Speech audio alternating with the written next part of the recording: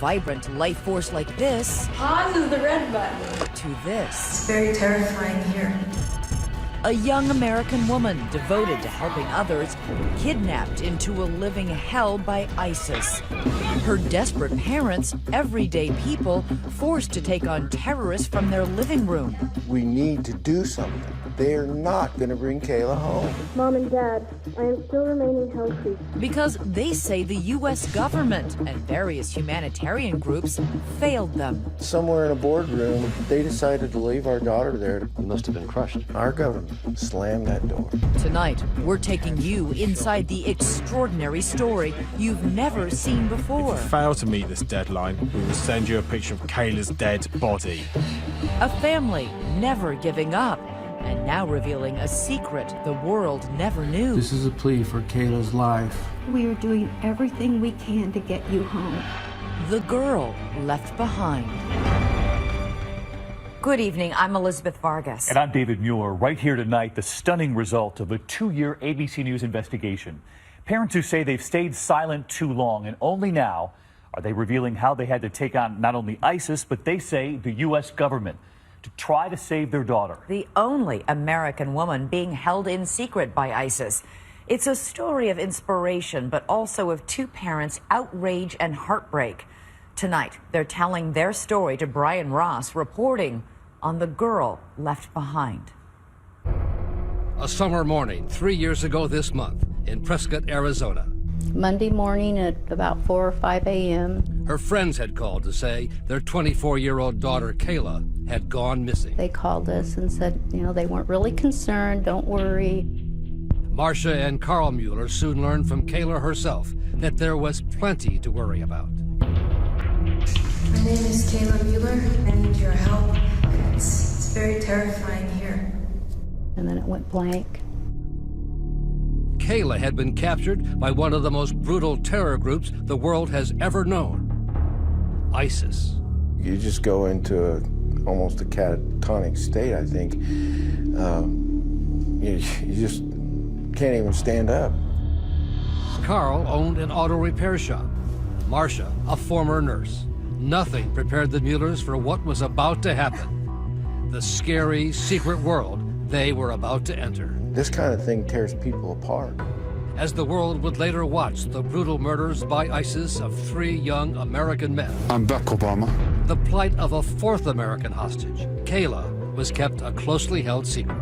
Obviously, the White House doesn't want this to all come out. Tonight on 2020, the Muellers are coming forward to tell the story of how they fought for Kayla's freedom. Kayla is not your enemy. The messages and emails with ISIS in Syria and the Muellers in Arizona, never seen or heard before tonight. Sir, I am coming to you with a mother's heart for the love of her daughter. Would your staff negotiate for Kayla? And the people the Muellers now say failed their daughter, including prominent humanitarian organizations and the Obama administration. The president could have been a hero, and he chose not to be. Look at her. There's our little girl. So we're gonna name Kayla. Kayla? That's a pretty name. Hey, Kayla. We weren't supposed to have Kayla. You know, we were told no children, and suddenly, you know, we're going to have this young little girl. She was a really happy little kid and loved living, loved being in the world. And She taught herself languages. She taught herself how to play the guitar. She taught herself how to write music. She was very intelligent, very intelligent. I hope I never forget that everything happens for a reason and that nothing should be a regret. She just always had such a compassion for everybody around her. Kayla felt suffering in her heart, and it was as if it just seemed natural. She was supposed to help. After college, Kayla was drawn to the Middle East. Much like the young Syrian boy whose image caught the world's attention this month, there were thousands of children who Kayla sought to help. And she met the Syrian man who was there. His name was Omar. And Kayla joined him in the ancient town of Antakya, or Antioch, in Turkey, about a half-hour away from war-torn Syria. Amidst a local celebration at the Antaki airport, we met up with two of the people who worked with Kayla and became her close friends, a mother and daughter, Aruba and Hala Barakat. You hear that there's an American who has left everything, and she came just to help out refugees and Syrians in particular. That was very inspiring, honestly. Many Syrians live there. The Barakats helped us to retrace Kayla's steps in the neighborhoods where she worked, with women and children whose husbands and fathers had been killed or left behind. And was she making a difference in the lives of people here? Yeah, just saying Kayla's name in front of them, they smile. As long as she stayed here in Turkey, Kayla's parents were confident she was safe. Safe until Omar asked her to go along on a quick trip across the border into Syria to the city of Aleppo to help him install communications equipment for a hospital run by the humanitarian group Doctors Without Borders. I told her, no, you shouldn't go. You tried to talk her out of it? Yes. I told her it's very dangerous. She was like, don't worry, we have a lot of people with us. We'll just go, like fix everything in the hospital and then come back. It was at a time when safety concerns in the region were mostly about the cruelty of the Syrian government, not ISIS. At that time, ISIS wasn't even heard of. It was just the Assad regime. And I said, Kayla, this is not your war, and these are not your people. You don't need to die for this. Kayla and Omar crossed into Syria at this border checkpoint. At that time, no other humanitarian aid worker had been kidnapped. It was August 3rd, 2013. And less than 24 hours after leaving here, Kayla Mueller would be plunged into what can only be described as a hell on earth. Captured, imprisoned, tortured, raped, taken as a slave by the leader of ISIS. He's raping America. Next, how this courageous young American from Arizona remains strong in a place where others lost hope. No, I am also fighting for my side and have a lot of fight left inside of me. As her parents face the looming deadline to save her. Every day to us is a critical time. Every hour. Kayla Mueller was the girl left behind.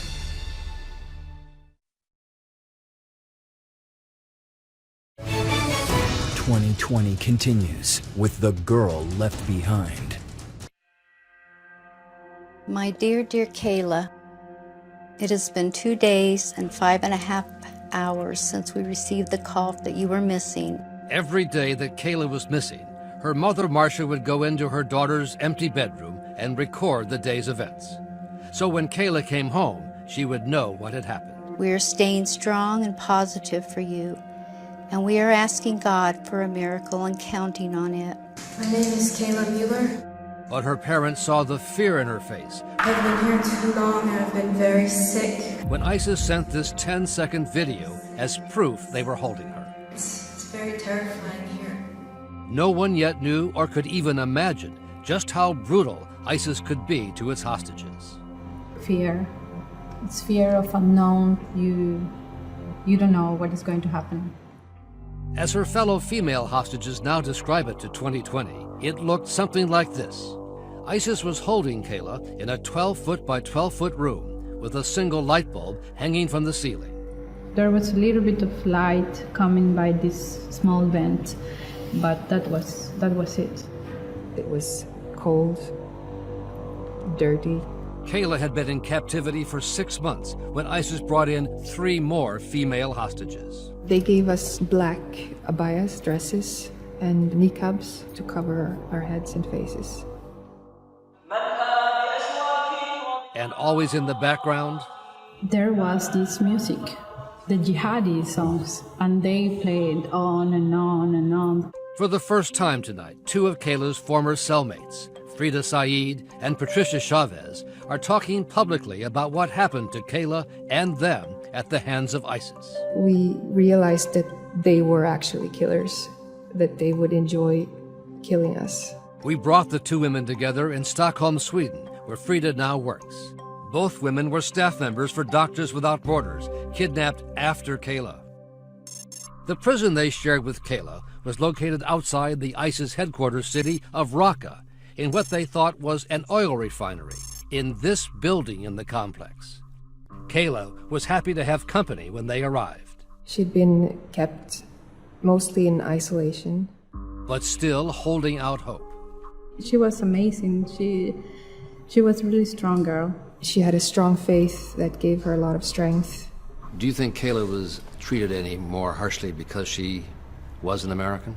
I think it was clear that they hated Americans more than other nationalities, yes. They would scream at her and they would, blame her for everything that America has done in the world.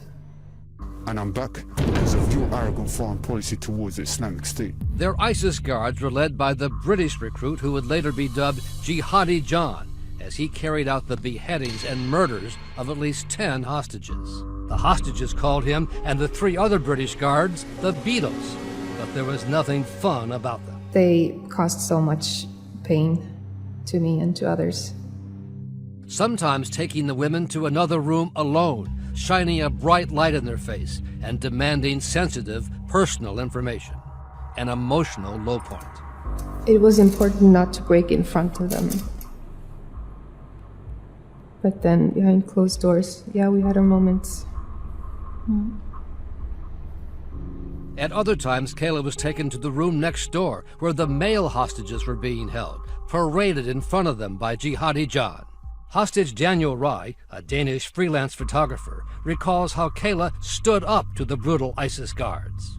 One of the Beatles started to say, something, oh, this is Kayla and she's been held all by herself and she's much stronger than you guys and she's much smarter and she converted into Islam. And then she was like, no, I didn't. What? She said that? Yeah, I did not convert. Daring to correct the violent Jihadi John. That surprised you? It surprised me a lot. I would not have had the guts to say that. I don't think so. And Rai says Kayla and another American hostage, journalist Stephen Sotloff, figured out a way to pass letters back and forth, creating a makeshift game of Trivial Pursuit. Was it dangerous to be moving these letters back and forth? Of course it was.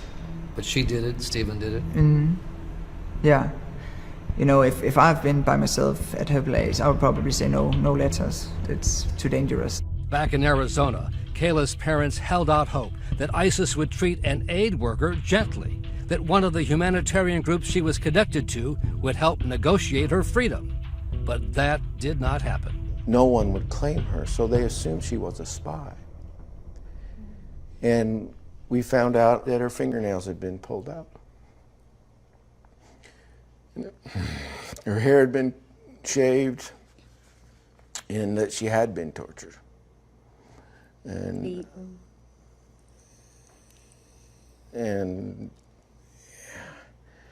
that was just one of the hardest days for me. And the prospect of a negotiated release grew increasingly unlikely, as the Muellers soon found themselves up against the U.S. policy against making concessions to terrorists. I firmly believe that the United States government paying ransom to terrorists risks endangering more Americans and funding the very terrorism that we're trying to stop. And so I firmly believe that our policy ultimately puts fewer Americans at risk. ISIS was making millions of dollars from its kidnapping business. And as hostages from other countries which allowed ransom payments were released by ISIS, they could only say goodbye as they left Kayla behind. It was a horrible feeling to be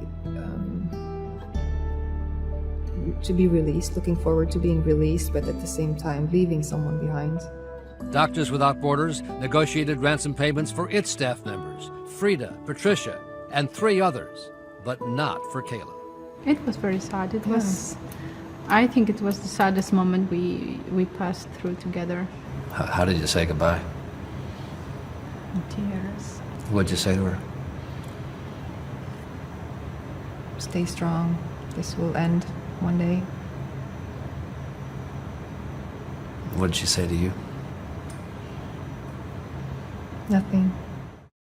But as they left, a possible break. The ISIS hostage takers told the women they were now ready to negotiate for Kayla. And a remarkable email back and forth was about to begin between the terrorist holding Kayla and her desperate parents in Arizona.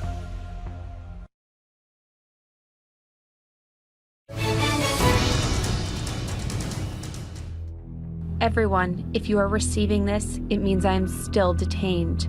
The voice isn't Kayla's, but the words are, coming from the secret ISIS prison where she was held in the Syrian desert. Please know that I am in a safe location, completely unharmed and healthy. Put on weight, in fact. After 8 months of silence, Kayla's words now appeared in a letter in her handwriting, smuggled out by the women from Doctors Without Borders who had been released. Know I am also fighting for my side in the ways I am able and have a lot of fight left inside of me. Not only was she alive, she was strong still. Do not fear for me and continue to pray. All my everything, Kayla. But with no way to contact the kidnappers, the Muellers could only wait for the next step. Unaware that officials at Doctors Without Borders, at their headquarters in Brussels, had purposely withheld for almost 2 months that very contact information brought out by Kayla's fellow hostages. The women were given this email to negotiate for Kayla and didn't even give it to us, much less do anything to help her or help us. We could not share with you out of safety concerns for our staff. The group's director for Syria said she had waited for all her staff to be free in a phone call conversation recorded by the tearful Muellers. Would your staff negotiate for Kayla? No, because it will be difficult for us to negotiate for Kayla. The crisis management team that we have installed for our 5 people will be closed down in the next week. Because our case is closed. They left her there, they deserted her. They were instructed by the hostage takers, negotiate for this woman. And they did not. They did nothing and wouldn't help us. You know, it just seems hopeless, you know. Yeah. So you'll send that email right away after we hang up? We prefer to do it tomorrow, if that's okay. Yeah. Well, not really. We'd like to get it to our contact as soon as possible. Every day to us is a critical time. Every hour. Okay. Okay, yeah. At least we got an email. Few humanitarian groups in the world are more highly praised than Doctors Without Borders, known overseas as MSF, the letters of its name in French, Médecins Sans Frontières. MSF operates in places where there are wars, natural disasters. They're a fabulous organization and they do wonderful work. But somewhere in a boardroom, they decided to leave our daughter there to be tortured and raped. Kayla was in a Doctors Without Borders vehicle when she was captured by ISIS in Syria. But the organization said non-staff members are not its responsibility. We could not take steps to negotiate for her freedom. Why not? Because we can't be in the business of negotiating for people who don't work for us. And to do so would also have increased the risks that our teams already faced. The executive director of Doctors Without Borders USA, Jason Cohn, says the group never would have allowed an American to come to its hospital in Syria if it had known of Kayla's plans in advance. But when she was taken, wasn't she your responsibility? No, she wasn't our responsibility anymore. Was there no moral responsibility? I don't think there was a moral responsibility. I don't understand how a humanitarian organization can justify doing that. Finally, in late May 2014, it was ISIS which made contact with the Muellers in this email, likely written by one of the British ISIS guards. This message is to inform you that we have the American citizen, Kayla G. Mueller, prisoner. We don't want to harm her. She's like a guest with us at the moment. They're telling you they're open to negotiation. Chris Voss, who once ran the FBI's International Hostage Negotiation Team, says the email and the earlier video were clear signs that a deal could get done with ISIS. This is, we have something that you want. We want you to believe you can get her out because we want something for her. Even though she's an American, and America says it doesn't negotiate? Right, because they know that if given the opportunity, families will find a way. The conditions of Kayla's returning home safely are no media involvement whatsoever and a cash payment. Kayla's a commodity. Unfortunately, they make an opening offer. They want some sort of a counteroffer to continue the conversation. Another good sign. ISIS would allow Kayla to answer 3 personal questions to prove she was alive. Carl wrote back. How did you get stitches in your eyebrow as a child? Answer. Her older brother Eric was pulling her in a wagon and it tipped over. Correct. What did you teach your niece to say? Music is everywhere. Correct. What is your friend Mo's real name? Her name is Monica. All correct. It was Kayla. Mom and Dad, I am still remaining healthy. You should have already received the 3 answers to the proof of life questions you provided. Even better than the emails, a follow-up with Kayla's actual voice, laying out the kidnappers' latest demands, including the release of a Pakistani woman being held in a U.S. prison. Those detaining me are demanding an exchange of Dr. Afia Siddiqui's release for my release. If this is not achievable, they are demanding 5 million euros to ensure my release. Goodbye.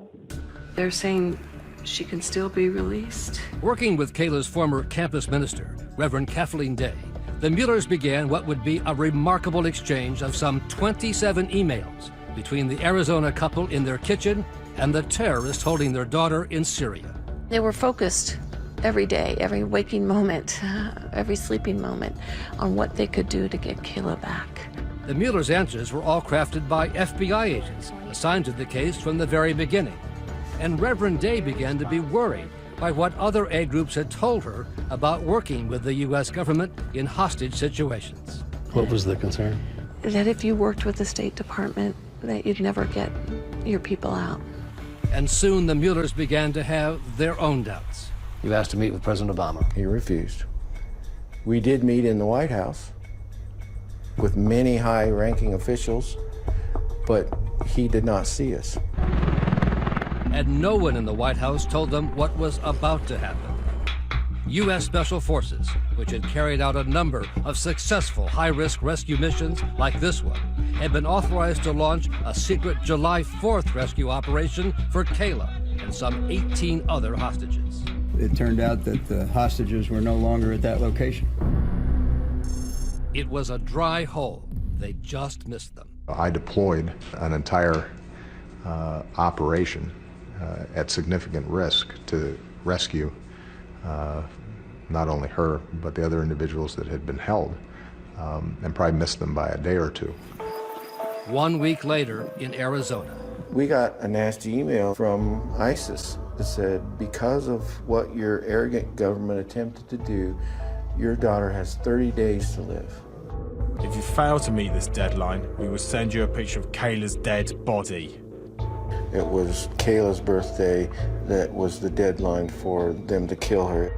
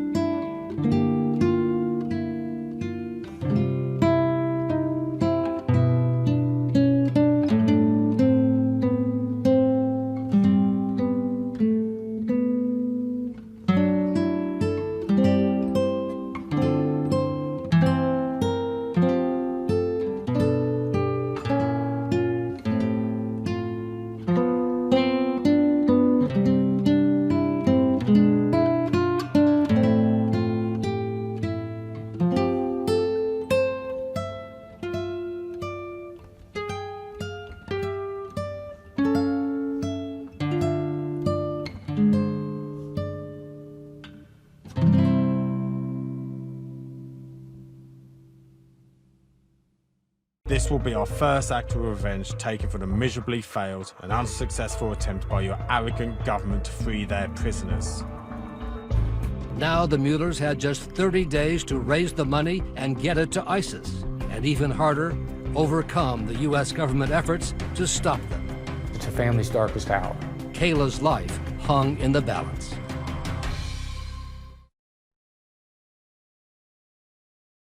It was just 2 years ago this summer that Americans were hearing about ISIS for the first time, as its leader, Abu Bakr al-Baghdadi, emerged from the shadows, presenting a threat that was now greater than al-Qaeda.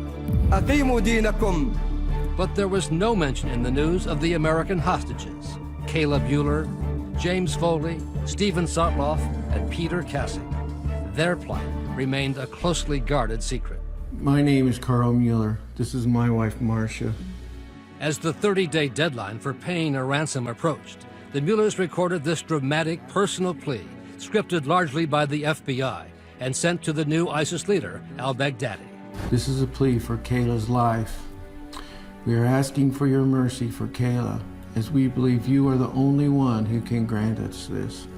These are two people that are in the midst of a horrific experience. I beg you not to harm our daughter. They can't imagine that they would ever be trying to talk on a camera in a respectful fashion to someone who's likely going to murder their daughter. Our hands have been tied in trying to raise money, yet we continue to do everything within our power to work towards securing Kayla's freedom. Sir, I am coming to you with a mother's heart for the love of her daughter. Her mother's got her hair covered. That's critical. It shows respect. Please, show mercy and use your power to free our daughter. That's the way you buy time. That's the way you keep somebody alive one more day. It seemed to have worked. The deadline for Kayla's execution on her birthday, August 14th, passed with no word of her fate. A sigh of relief and a hope that she had seen this part of the video too. Kayla, we love you. We love who you are, and we admire your compassionate heart and devotion to helping those that suffer. We know God is comforting you and strengthening you. I wish we could see you. But it was a very short-lived moment of relief. President Obama is about to speak from Martha's Vineyard on the execution of American journalist James Foley by the Islamic militants fighting in Iraq and Syria. The first of Kayla's fellow American hostages to be murdered. Today, the entire world is appalled by the brutal murder of Jim Foley by the terrorist group ISIL. Again, the Muellers asked to meet with President Obama. We asked to see him, and we were told no. A few weeks later, another American hostage killed, journalist Stephen Sotloff, the hostage with whom Kayla had grown close in captivity with their makeshift Trivial Pursuit game. Overnight, our government determined that tragically, Stephen was taken from us in a horrific act of violence. And now the president agreed to meet with the Muellers and the family of the other remaining American hostage, Peter Kasich. The president was I felt cold. He said, I'm a father, I have 2 daughters. If that was my daughter being held, I'd do everything I could to get her out. And I'm sure he would have. But we were told many, many times, we're doing everything we can, and they weren't. They were not? Well, no, they weren't. What the Muellers wanted the president to do was allow them to just make an offer of ransom money to ISIS for Kayla's life. Carl would say, we need to make an offer, and then the email would not have anything about an offer in it. Because they were all scripted by the FBI. Right. We were like sheep. We were following what the government told us to do. We had no idea. In one email, sent under Carl's name, a suggestion of financial hardship. Kayla may not know that I retired this January. ISIS was unmoved. Retiring will not help you get your daughter back, so go back to work and earn some money. ISIS was running out of patience. So no more sentimental sob stories. And Carl was becoming increasingly unhappy with what the FBI had written for him to send to ISIS. At one point, I even said to the team, I said, if I got this email back, I would be really mad. ISIS stopped responding. After a while, they got the message that this was only stalling. Former FBI agent Voss says the FBI should have let the Muellers make some kind of a counter-offer. The kidnappers are begging for anything to be thrown onto the table, anything. At one point in time, they said, just give us a benchmark. Should there have been a counteroffer? Yes, keep the conversation going, keep the hostage alive. Buy more time for tactical resolution. But that did not happen. As far as I know, they were never allowed. They were told if they made any sort of an offer, they'd be prosecuted, which is unconscionable. A White House official, part of its national security staff, delivered that threat of prosecution to the Muellers and all the other American hostage families, including the parents of James Foley, who went public after he was killed. We were told very clearly 3 times that it was illegal for us to try to ransom our son out, and that we had possibility of being prosecuted. And yet, meanwhile, our son was being tortured and beaten every day. But Kayla was still alive, and the Muellers had one more option, a last-ditch trip to the Middle East, where one government said it was prepared to negotiate for Kayla's freedom, as she was about to come face-to-face with the leader of ISIS. "2020 continues with The Girl Left Behind. It was the night before Christmas and all through the house. Where's Kayla? I want her Christmas. Kayla's ready. Well, there's the Christmas tree, and there's my mom on Christmas Eve. With Kayla missing now for 2 Christmases in a row, the family's only joy came in the letters she had written in captivity. I've had many hours to think how only in your absence have I come to realize the gift that is each one of you. This is Peter Edward Kasich. By then, ISIS had killed the 3rd American hostage, aid worker Peter Kasich. Now the only American held by ISIS was Kayla. I had come to a point where our government is not going to bring Kayla home. And she was still putting all her trust in the government. This kind of thing tears people apart. I don't know how we've survived. But I remember the argument. Marcia, we need to do something. They are not going to bring Kayla home. The military option to rescue Kayla had failed. The White House had threatened prosecution if they paid ransom, and the emails from ISIS had stopped. Nothing had worked. I know that there are some very talented hostage negotiators in the FBI that knew what they were doing. I see no evidence of their voices in these emails. For example, says former FBI hostage negotiator Chris Voss, his former colleagues should have picked up on the use in the very first ISIS email of the word guest, which has special meaning in the Arab world. You have to protect and defend your guests with your life. This is something huge that they missed because they should have responded with, well, she's not like a guest, she is a guest, and she is your responsibility as a guest. And Voss says the Muellers should have been told there was a legal way to pay ransom if the ransom money might help track down the terrorists. It's been done a number of times with the Department of Justice understanding. So in this case, the U.S. could have allowed the payment of ransom to ISIS for Kayla, under the exception that it would help track them down and be a lure or a bait? Yes, absolutely. So they missed a huge opportunity. I think they did. But the Muellers had one last hope, a government in the Middle East, Qatar, that had served as a go-between with terror groups in gaining the freedom of other Western hostages. We went over there to the Middle East and saw several high-ranking officials. And the last one we met with came into the room and he said, and by the way, I just talked to John Kerry and we don't pay ransom. And then he went on to say, I don't understand you Americans. We believe if you can save one soul, it's worth trying.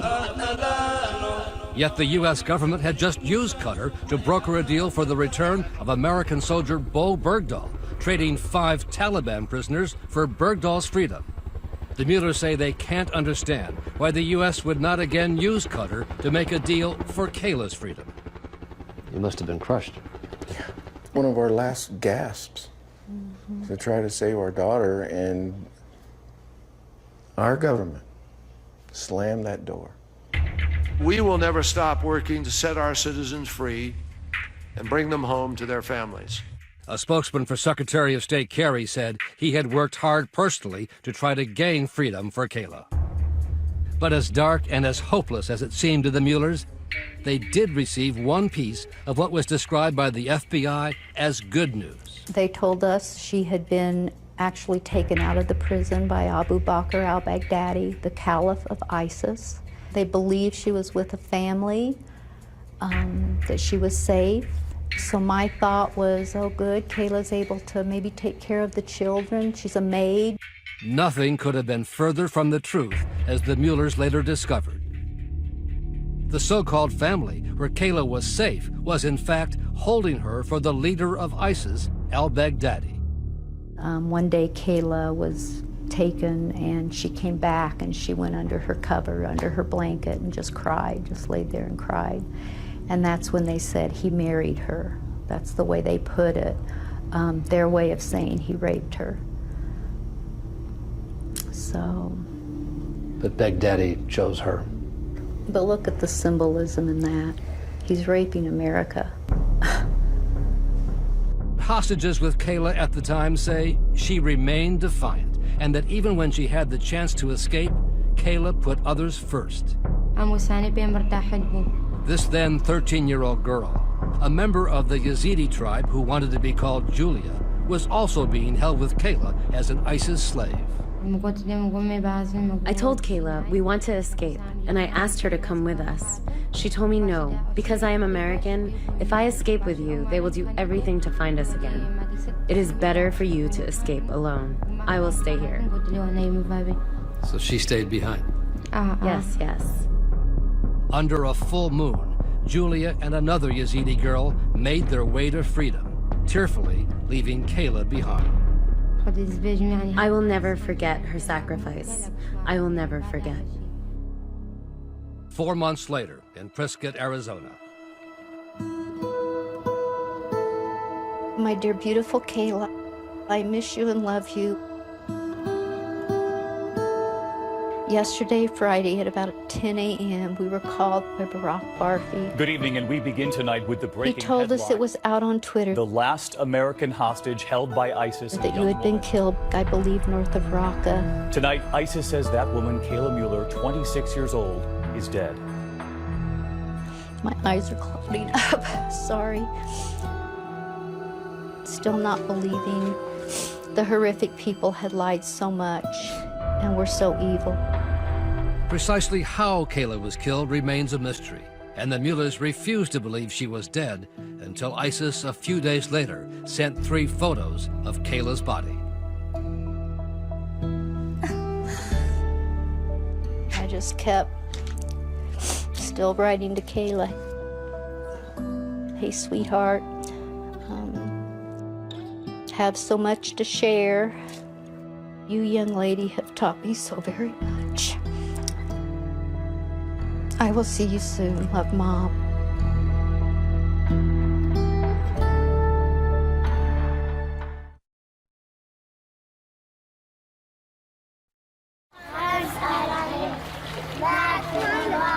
My immediate reaction is heartbreak. She was an outstanding young woman and a great spirit. And I think that spirit will live on. You did meet with the president? Just the 3 of us. He was sincere and apologetic and so sorry and this, that, the other. He asked what he could do for you. And I said, Mr. President, I'd be remiss if I didn't give you the opportunity to And he said, I will help that foundation. He says, you won't know. It'll be an anonymous donation. But I will. I'm still waiting. There hasn't been such a donation? No. I'm still waiting for that donation, Mr. President. And you see the flag at my driveway. It's not something I take lightly, talking about our president that way. But that's what he said. The White House confirmed to 2020 that the president has indeed not yet made the donation he promised 18 months ago. For the Muellers, the foundation they created, Kayla's Hands, is so important, and the president's failure to support it so disappointing because it keeps her memory and legacy alive. She just had a heart to help children, make children happy, make them laugh. This Prescott, Arizona playground, funded by the Kiwanis Club in Kayla's memory, will be dedicated in a ceremony tomorrow. Kayla was one courageous voice, calling the world to speak with one voice and with our actions, to have the same courage and commitment, to give all our everything for the sake of peace, justice, and religious freedom. Thank you.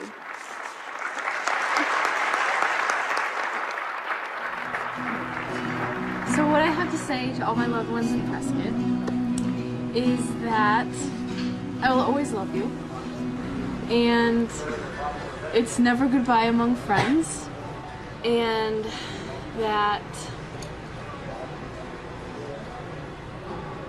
you're always learning about yourself through other people, and you're always learning about life,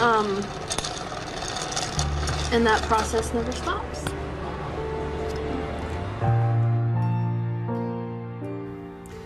The Muellers and the other hostage families have had an impact since Kayla's death. The White House now says it will allow American families to privately pay ransom without fear of prosecution. Of course, we'll stay on it. In the meantime tonight, to our new 2020 digital series, Young and Gifted, and the story of another young woman determined to help children, the 12-year-old inventor of a life-changing app for the blind. You can see it at abcnews.com. I'm David Muir. And I'm Elizabeth Vargas. For all of us here at